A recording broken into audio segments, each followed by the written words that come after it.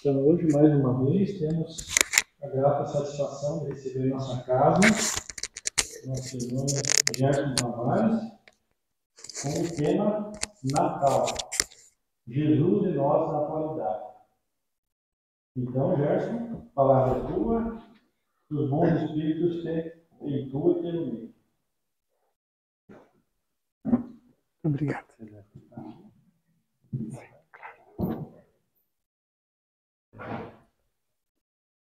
Caríssimas irmãs, caríssimos irmãos, Jesus a todos nos abençoe e nos fortaleça em seu amor.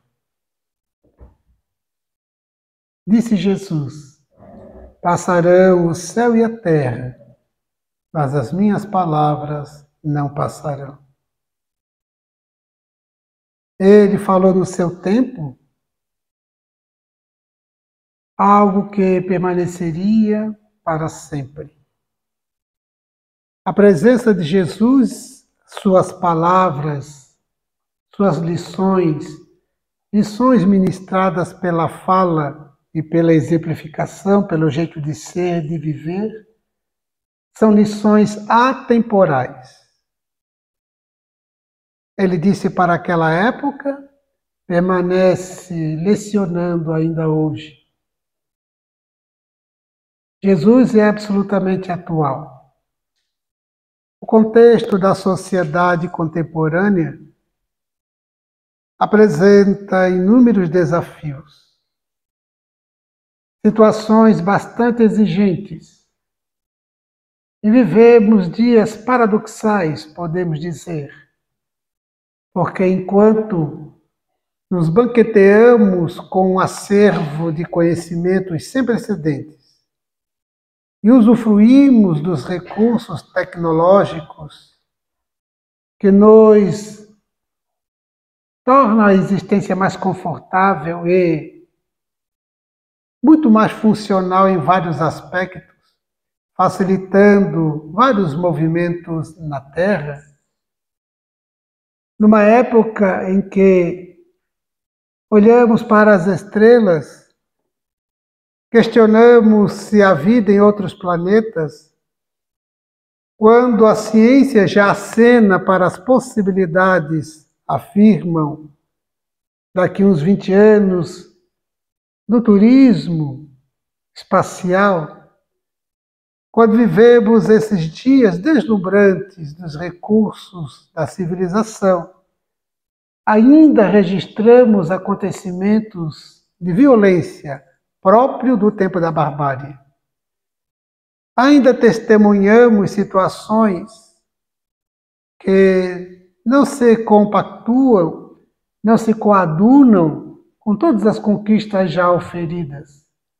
Há um desnível entre as conquistas intelectuais e morais, resultando, portanto, nas condições emocionais. Jesus permanece atual.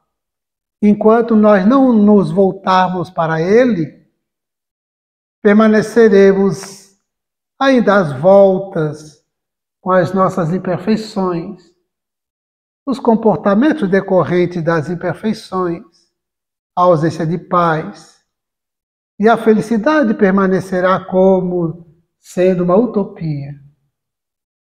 É necessário voltarmos a Ele, estudarmos Jesus em profundidade. E o Espiritismo, conosco desde o século XIX, nos auxilia neste processo. A começar por apresentar-nos ou reapresentar Jesus para nós, Jesus descrucificado.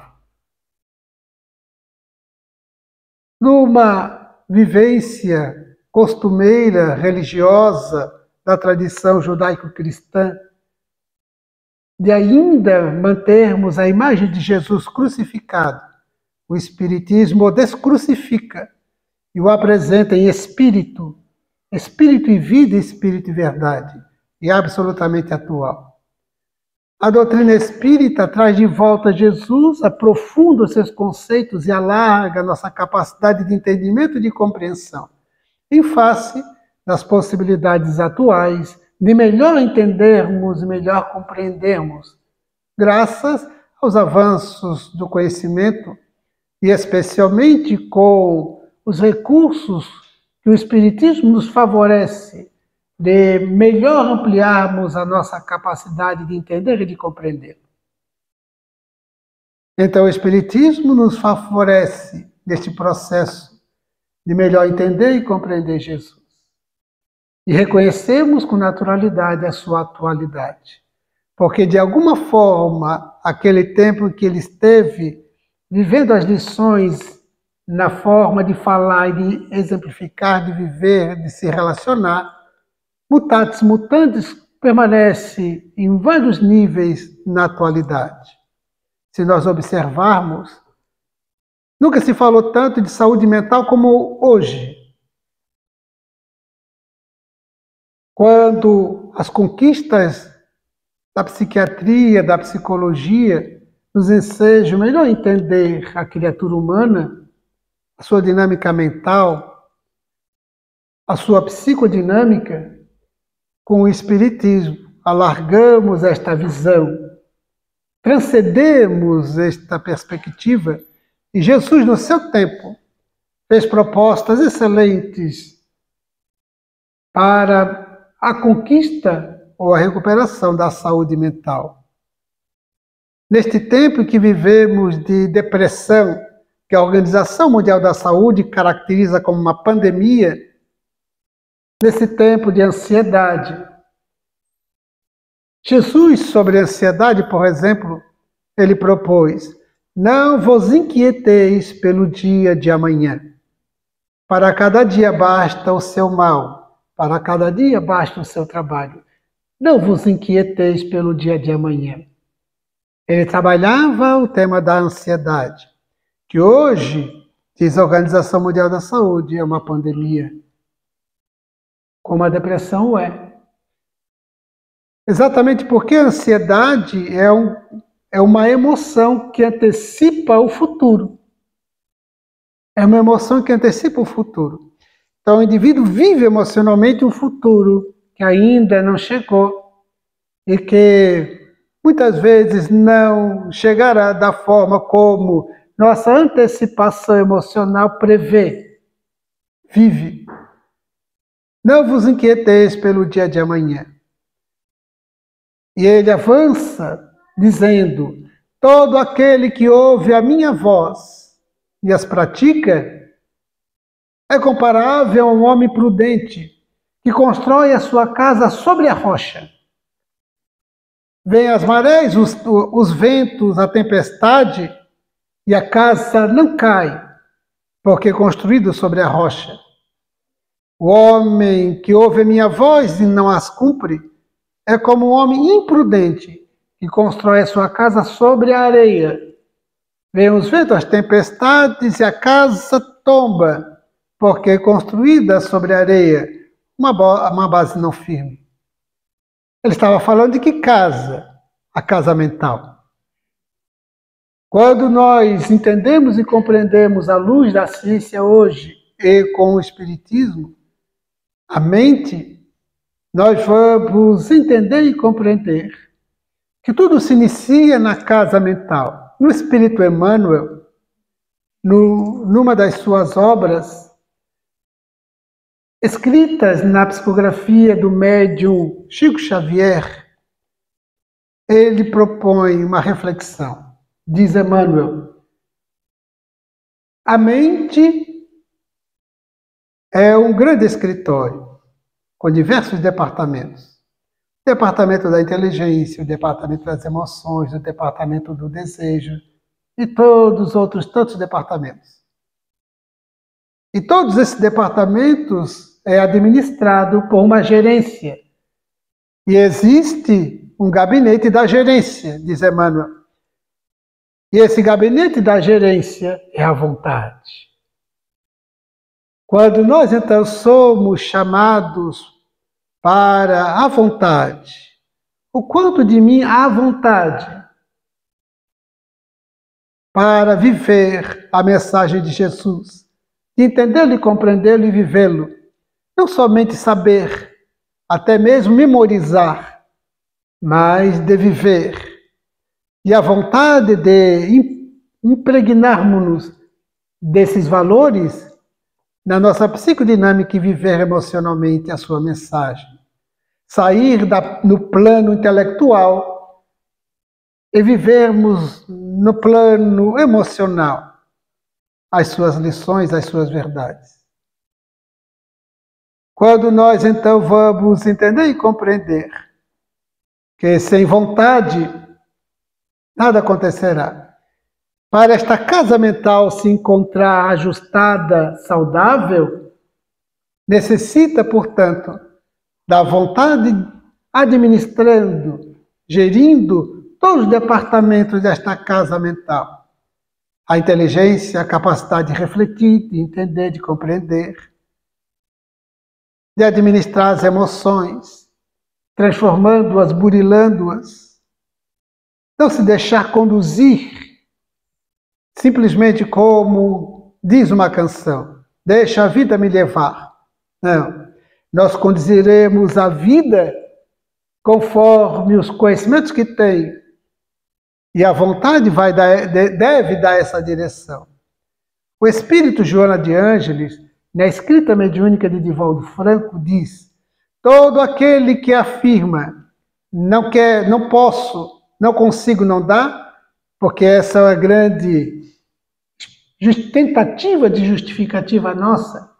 Não consigo, não posso, não dá. Ou seja, tudo que se propõe a viver de dignidade, de positivo, de transformação, não consigo, não posso, não dá. Nas coisas mais simples do comportamento. Desenvolver o hábito da leitura, uma boa educação, uma educação alimentar saudável, essas rotinas do dia a dia, quantos não empreendem, não constroem uma rotina saudável, hábitos saudáveis, e com facilidade tentamos afirmar, tentamos explicar, não consigo, não posso, não dá. É muito difícil. Falar é fácil. É por isso que na dinâmica de administração de todos os departamentos da casa mental, a vontade deve ser determinante. Razão pela qual o espírito Joana de Ângeles, reafirmo, estabelece: todo aquele que diz não quero, não consigo, não posso, não dá, está querendo dizer não quero. Entre parênteses, diz o Espírito.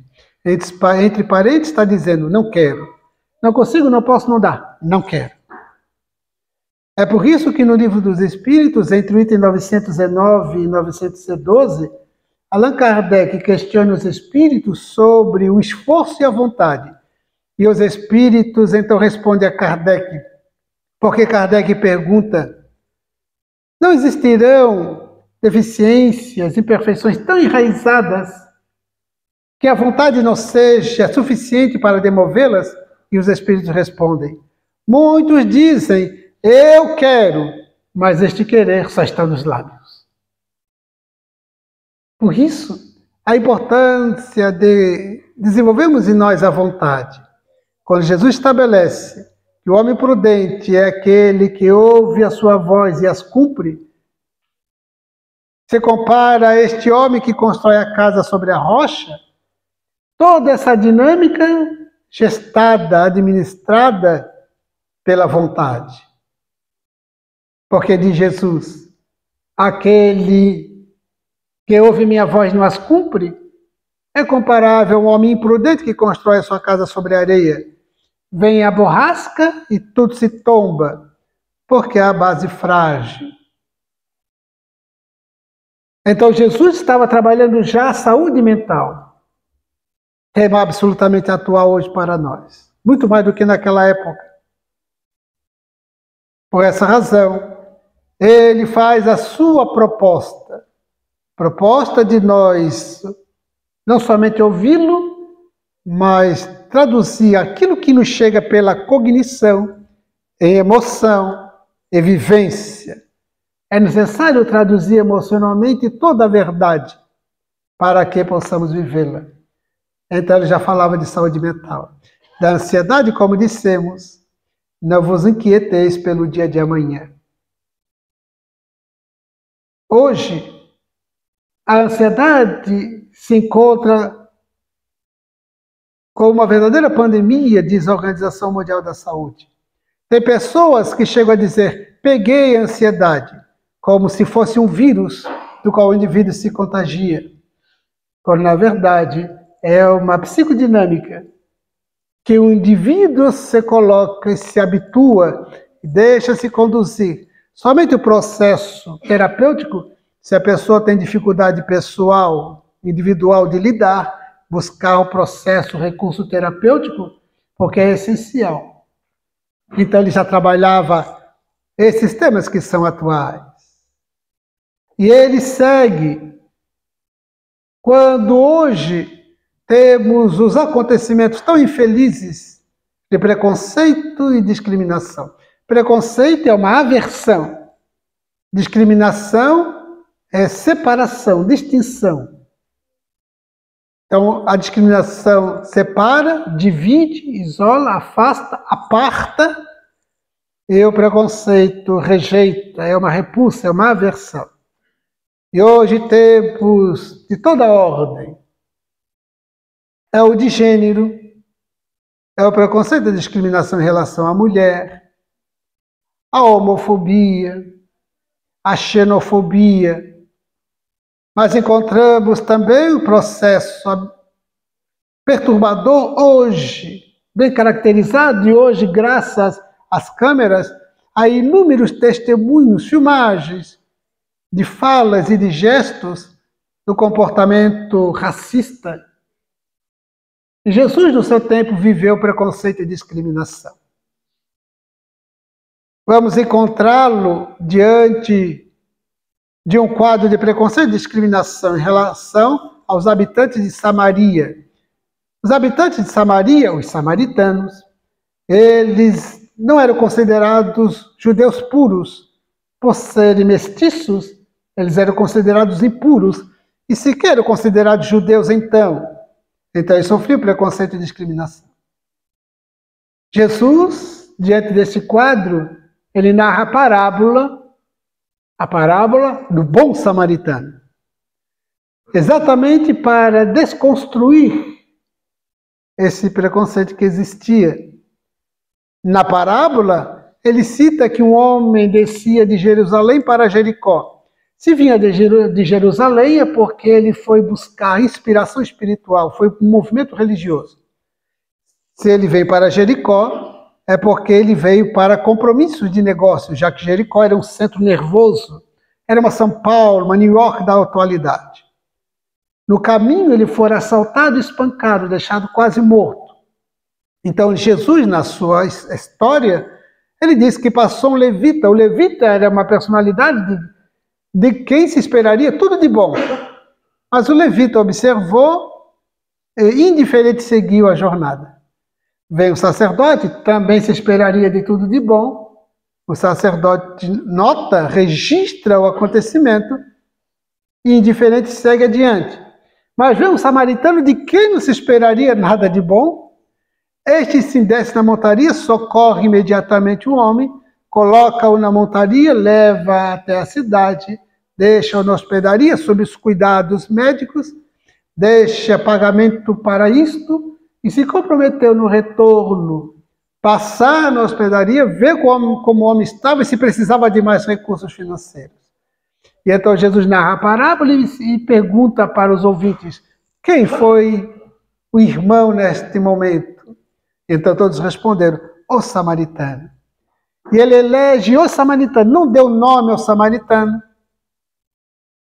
apenas disse o samaritano. Por quê? Porque naquele cenário social, eles sofriam preconceito e discriminação. Então ele enfrentava esse quadro, que ainda vivemos hoje, de preconceitos, de discriminações. A mulher, que até hoje naquela cultura não tem a consideração que deve, ele a acolheu a mulher de forma fraterna, e podemos dizer, foi o primeiro feminista da história da humanidade. Ele acolheu as mulheres, e depois da crucificação, ressurrecto, ele se apresenta primeiramente para elas. E lhes disse, vai e conta para eles, aos discípulos que se encontravam escondidos, atemorizados. Elas foram até eles e disseram que o encontraram vivo, pleno. E eles disseram, mas ele ia se apresentar para vocês? Não, ele se apresentaria para nós. E ele apresenta-se naquele momento, dizendo, estou aqui, a paz seja convosco, confirmando o relato delas.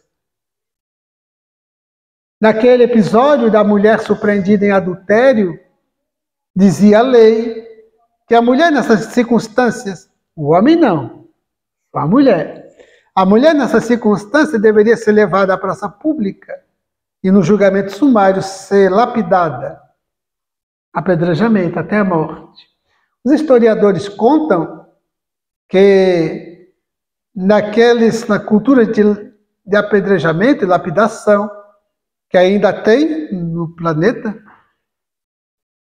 eles informam que os homens escolhiam as pedras menores e miravam no corpo os membros inferiores, que era para não matar rapidamente, que era para não tirar consciência rápida. Era um verdadeiro processo de tortura.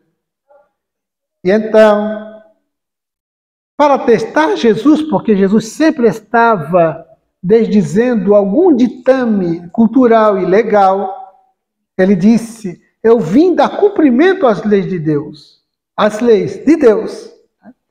E enquanto aquelas leis humanas ainda equivocadas, ainda envolvidas da imperfeição humana, ele queria iluminar com as leis de Deus, as leis morais da vida. E então desafiaram para que se posicionasse. Assim como ele foi desafiado em muitas situações. O lavar as mãos antes das refeições não era por um hábito como temos hoje, o hábito de higiene. Era um hábito religioso, era um ritual religioso de lavar as mãos. E ele, no ambiente público, de propósito, não lavou. E então começaram a criticá-lo.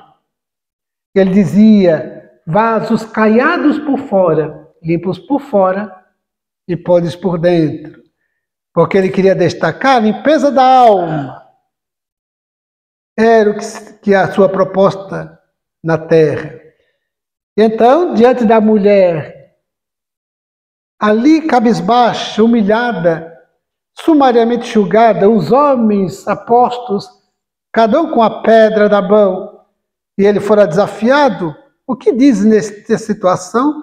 Ele escreve com o dedo na areia e verbaliza. Atire a primeira pedra, os homens, aquele que estivesse em pecado. Qual é a proposta dele? O de nivelar. O tratamento que se dá legal à mulher deveria ser dado o mesmo tratamento ao homem. Então havia uma falta de equidade na legislação e no tratamento. E diante do aspecto moral, atire a primeira pedra. Por causa da sua autoridade moral, a autoridade moral de Jesus era irresistível, nenhum homem ousou lançar o primeiro golpe, segundo os evangelistas. Todos foram largando as pedras e saindo um por um, em silêncio, a começar pelos mais velhos. Então ele viveu preconceito e discriminações e foi trabalhando na desconstrução de um e do outro para que nós aprendamos hoje viver com essa filosofia de vida, com essa psicologia de comportamento. Os publicanos, que eram os cobradores de impostos, eles eram colocados no mesmo pé de igualdade das prostitutas e dos criminosos, todos merecedores do castigo divino, todos pecadores. E Roma, quando dominava um território e um povo, para cobrar os impostos, colocava alguém do próprio povo, porque eles, dominadores, já eram suficientemente odiados, colocavam dentre eles, faziam uma asta pública, uma espécie de concurso público, para ver dentre os homens quais deles tinham o perfil para ser o cobrador de imposto, o perfil para ser um publicano, manter fidelidade aos dominadores e pagando uma excelente comissão. Então os publicanos, eles lucravam bastante. E assim Roma conquistava a fidelidade deles. Então, o que Jesus fez para desconstruir também este preconceito, ele convocou um publicano para ser um dos seus discípulos, Mateus, que se tornou um dos evangelistas. Nós vamos encontrar no contato de Jesus com Zaqueu. Zaqueu era um cobrador de impostos. E numa das obras da psicografia do médium Divaldo Franco, escrita pelo espírito Amélia Rodrigues, o espírito Amélia Rodrigues, que fora educadora na Terra, no mundo dos espíritos, ela aprofundou nos estudos do Evangelho e pensou nos registros no mundo espiritual sobre a vida de Jesus na Terra e trouxe em várias obras de Divaldo Franco, da sua autoria, como Primícias do Reino, é um título, Nos Passos do Senhor é outro título. Então, Amélia Rodrigues traz várias obras, todas trazendo Jesus, apresentando os episódios, os fatos que estão relatados nos evangelhos com detalhes. E outros fatos que não estão nos evangelhos, e ela capturou nos registros do mundo espiritual. Então são obras fantásticas de Amélia Rodrigues. Nos aproxima de Jesus de uma forma impressionante, porque ela traz uma forma de contos excelente. Então Amélia Rodrigues, nesse contato com Zaqueu, que está no evangelho, e ela traz detalhes, porque narra Amélia Rodrigues que Zaqueu, publicano, cobrador de imposto, vivia muito bem. As comissões eram comissões vultosas, então vivia muito bem, como rico. Era casado, tinha filhos, mas ele era infeliz, porque os seus concidadãos o discriminavam. Então ele se sentia só, discriminado, infeliz. E sonhava, diz Amélia Rodrigues, sair daquela cidade mais tarde, quando parasse de trabalhar, e para longe, com a família. Ficar longe daquele cenário, daquela sociedade que o conhecia. E ele já era, então, taxado como o publicano ou pecador, aquele que era contra o povo. E ele começou a ouvir as notícias de um nazareno especial. E pensou, se eu tivesse contato com ele, tenho certeza que ele poderia me ajudar. E ele estava chegando a Jericó. As notícias chegaram antes dele. E ele se entusiasmou.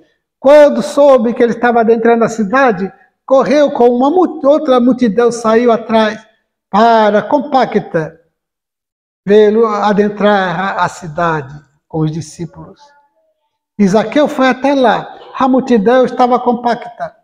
Amélia Rodrigues diz que Zaqueu era um homem de estatura baixa, porque ele pensou, pelo menos vê-lo então, exatamente porque as pessoas viram que era Zaqueu, o publicano, e ele queria embrenhar-se por meio da multidão, chegar até a beira da estrada, pelo menos vê-lo passar. Eles olhavam que era Zaqueu, não deixavam ele chegar até a beira da estrada, impediam-no. E então, como ele era de baixa estatura, diz o Espírito, ele sequer de longe podia vê-lo. Mas há uma árvore, um sicômoro, de uma estrutura robusta. Então ele pensou, os galhos se estendiam por além da estrada, ele pensou, eu vou esgueirar-me pela árvore e sobre o tronco, pelo menos vê-lo passar. E ele faz isso, vai até a árvore, se projeta na árvore e se posiciona no tronco bem favorável, enquanto ele passava por debaixo. E apenas vê-lo, pelo menos isso. E Jesus para bem embaixo da árvore, ergue a cabeça e dirige-se a Zaqueu, chamando-lhe pelo nome. Zaqueu, importa que eu esteja ainda hoje na tua casa. Como assim? Como ele sabe quem sou eu? Até o nome. Como assim? Ele ficou impactado. As pessoas, vendo que Jesus estava se dirigindo a um pecador, um publicano, começaram a xingá-lo. Alguns lançando umas pedras. Jesus, como não aguardava a aquiescência da multidão, a sua proposta é deixar a semeadura, para um dia florescer e frutecer. Ele mesmo disse uma vez para Tiago, eu sei que a minha proposta vai demorar muito, Tiago, mas um dia acontecerá. E então ele segue adiante. Alguns deixaram o ambiente, outros seguiram a Jesus.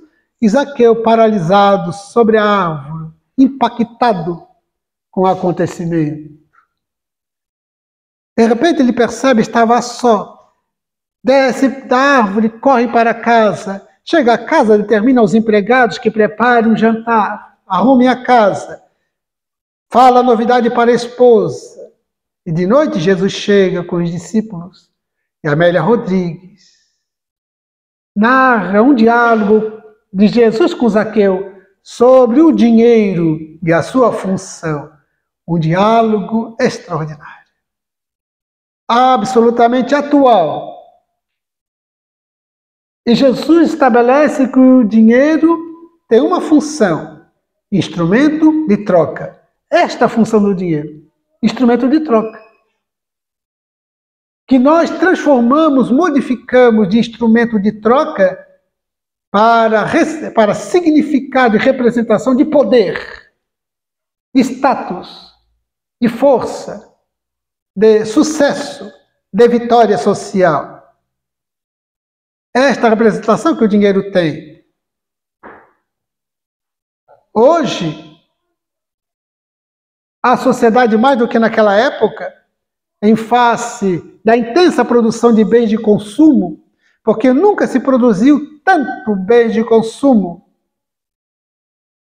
Não somente o que é necessário, mas muito do supérfluo, do desnecessário, mas que produz um conforto além do que precisamos, e muito de luxo, que traz esta representação de poder social, de vitória social, material. E quanto sai a custa, a cata dessa vitória social? Nós crescemos, ainda criança, afirmamos, eu quero ser alguém na vida. E os pais falam, tem que ser alguém na vida. E esse alguém na vida significa o quê? Sucesso social, prosperidade, ser melhor que o outro. Porque, afirma-se, vivemos numa sociedade muito competitiva. Eu estou competindo. Então, como eu estou competindo, o outro, ao invés de ser o meu irmão, pelos laços de fraternidade, é o meu adversário. Então, disse-me alguém, Gerson, nós temos que fazer poeira para os que vêm atrás e correr na frente, porque senão nós comeremos poeira que os outros nos fazem. Essa é a ideia de competição, do denominado mundo globalizado, a competitividade. Nunca se falou tanto em competitividade como na atualidade. Então Jesus fala da função do dinheiro. Tudo tem uma função, o relógio tem uma função. Estamos fazendo a palestra, prestamos atenção no relógio. Tem uma função no nosso dia a dia. Mas há relógio que não tem mais função. Não, ou melhor, não é esta a sua função. Há relógios que essa função de marcar a hora não tem mais. É outra função, é a função de status, de poder social. É por isso que alguém dizem, não dizem que tem um relógio, tem um Rolex. Uma amiga me disse um tempo atrás, Gerson, aqui em Florianópolis eu nunca usei o meu Rolex, eu não disse o meu relógio, meu Rolex. Nunca usei o meu Rolex aqui em Florianópolis, no ambiente público, com medo dos assaltos. Eu viajei para a Europa, e na Europa eu fui usar e lá que me assaltaram. Me assaltaram na Europa, meu Rolex. Não foi um relógio, foi um Rolex. Eu não tenho um carro, eu não quero um carro, eu quero uma BMW. Não um carro. Percebo que perde a função, não é mais um carro, uma BMW, porque tem a representação de status. Um Armani. Uma Armani. Não é mais uma casa, é uma mansão. Então a sociedade foi construindo essas ressignificações sustentadas neste vencer na vida, subir na vida, unicamente sob a perspectiva social, material, econômica. E então Jesus fala com Zaqueu sobre a função do dinheiro. É um instrumento de troca. Não fosse o dinheiro, nós não teríamos essa estrutura. Não teríamos. Continuaríamos ainda no tempo do escambo. Ainda estaríamos no tempo de eu queria galinha, o outro queria porco, a gente troca. Eu tenho habilidade como carpinteiro, o outro tem habilidade como outra função, e nós trocamos atividades para um atender outra necessidade. Não teríamos saído daqueles tempos, dos escambos, daqueles tempos ainda de uma sociedade embrionária, uma sociedade primitiva em vários aspectos. Então o dinheiro tem essa função. Nós temos toda essa estrutura e este mínimo conforto humano, temos a tecnologia, os equipamentos tecnológicos, porque o dinheiro tem essa função. Quando nós mudamos o significado do dinheiro para uma outra função, então nós perdemos o sentido e o significado do dinheiro. E é quando nós, então, desejamos muito, muito, muito, para chegarmos no túmulo e deixarmos tudo. E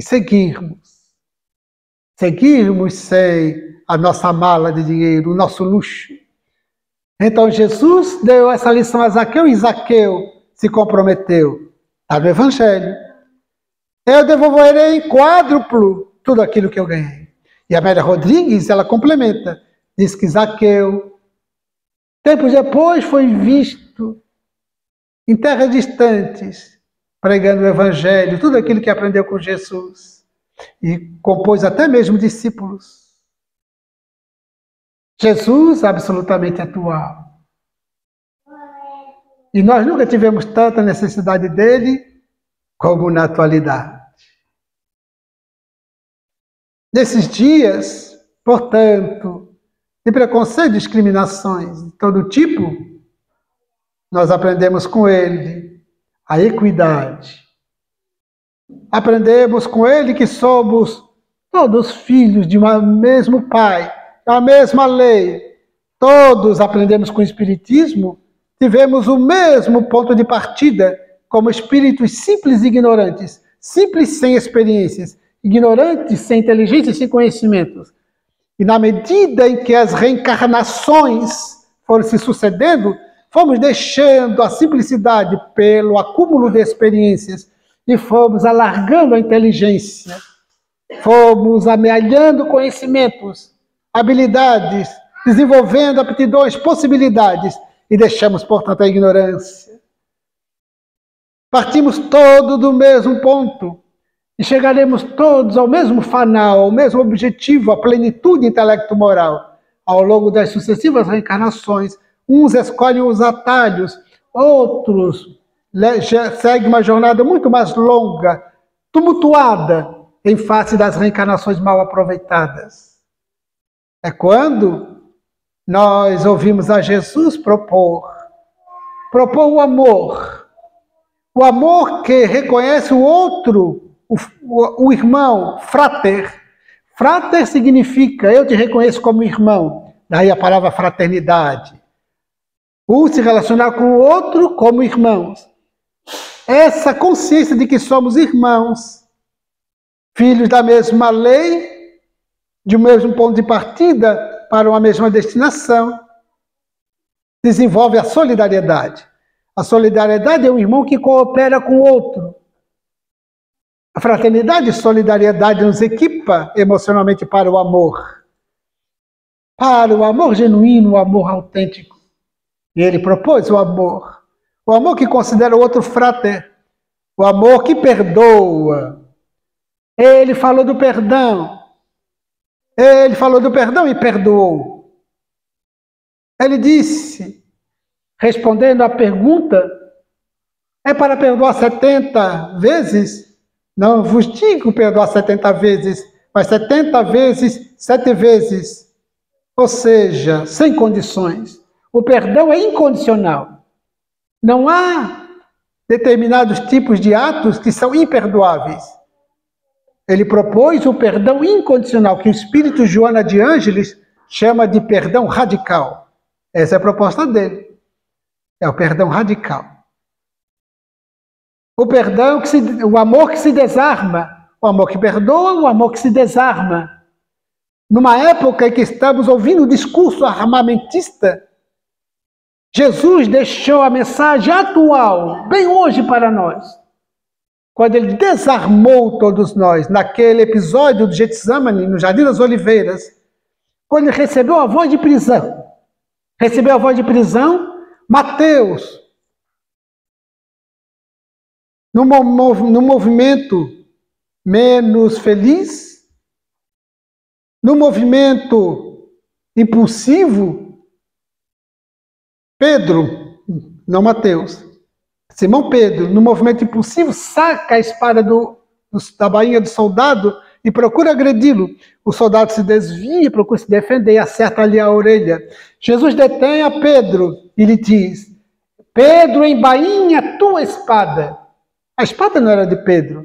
Ele havia retirado do soldado.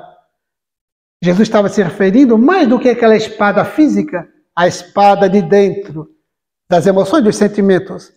Porque ainda estava Pedro em condições de, emocionalmente, psicologicamente, moralmente, ainda para agredir. Embainha tua espada. Porque quem com a espada fere, com a espada será ferido. Lei de causa e efeito, que nós estudamos muito bem com o Espiritismo. Então ele nos desarma. Nos desarma. E hoje ouvimos discurso armamentista. E alguns até se apresentando como cristãos. De que cristianismo estão falando? Se falamos de cristianismo, estamos nos referindo a Jesus, ou Cristo. De que Cristo é este? Que no Jardim das Oliveiras nos desarmou a todos, desarmando a Pedro, desarmou a todos nós, para tirar a espada de dentro, desde as emoções, dos pensamentos, das intenções, dos impulsos, nos desarmar. Porque o autêntico cristão é desarmado, de dentro e de fora. Então ele canta nas bem-aventuranças, bem-aventurados pacificadores. Bem-aventurados pacificadores. E dentro dessa toada, bem-aventurados misericordiosos. Bem-aventurados brandos. Nesse mesmo ritmo de paz, de pacificação, bem-aventurados misericordiosos, bem-aventurados os mansos, os que praticam mansuetude, em outras traduções os brandos, bem-aventurados pacificadores. E nós estamos querendo o quê? Sair à moda dos séculos passados, com cartucheira na cinta, armados, preparados para reagir e para agir, de tal modo que ele nos desarmou. Se somos cristãos, nós somos homens e mulheres desarmados. A minha irmã é policial civil, está prestes para se aposentar. E desde que ela fez o concurso, ainda muito jovem, e ingressou na carreira, por ser policial civil, ela teve que fazer treinos de tiros. e depois de tudo, a formação ser concluída, lhe foi entregue uma arma de fogo, naturalmente. Ela disse, não quero, mas essa é tua. Então ela coloca no cofre, está até hoje no cofre da organização. Até hoje se encontra no cofre. Ela disse, o meu trabalho será sem a arma de fogo. Está prestes a se aposentar e nunca utilizou. Está lá no cofre. De tal modo que ou nós nos desarmamos de dentro para fora, ou ficaremos propondo hipocritamente um cristianismo armado. Então ele nos desarmou. Ele é absolutamente atual. Ele perdoou e nos propõe perdão hoje, o perdão incondicional. Perdoemos. Não guardemos mágoa contra ninguém, de ninguém, sob hipótese alguma. Se tivermos dificuldade, façamos terapia. Façamos terapia. Mas não carreguemos o fardo da mágoa, do ressentimento, do ódio, para que leve e suave sigamos vivendo a mensagem que ele nos deixou. Felizes, leves, tranquilos, serenos, pacíficos, pacificadores. E ele continua atual, portanto. Depois da crucificação, ele apresenta-se ressurrecto, demonstrando a vitória sobre a morte. A vitória sobre a morte. A vitória da vida sobre a morte. Ele que começou simples, porque sendo o Rei Solar, ele sendo a plenitude em espírito, poderia, quando veio para a Terra, escolher uma mansão, um palácio. Ele preferiu uma estrebaria. Como berço, um berço de ouro, ele preferiu uma escudela, onde se depositava o alimento dos animais, ficou na história como uma manjedoura. Poderia ter elegido como seu pai um príncipe, um rei, um potentado da terra. Ele preferiu um carpinteiro modesto. Como mãe, uma esposa de um poderoso na terra. Ele preferiu uma mulher anônima. Então, ele começou de uma forma tão simples e permaneceu simples até o último dia na terra. O seu único bem foi por doação, uma cruz. Então, ele nos dá a simplicidade que nos falta hoje. Precisamos tanto de simplicidade. Nós nos banqueteamos com tantas coisas. Queremos muito mais, muito mais. O luxo, os excessos. Ficamos empanturrados de coisas. Não, simplicidade. A vida simples é uma vida sábia. E toda mulher e homem sábio são simples. Então, ele nos ensinou a simplicidade. E demonstra depois da morte do corpo, apresenta-se espírito e vida e espírito e verdade, demonstrando pessoalmente a vitória sobre a morte e a vitória sobre o materialismo, sobre as imperfeições, demonstrando qual é a nossa destinação possível.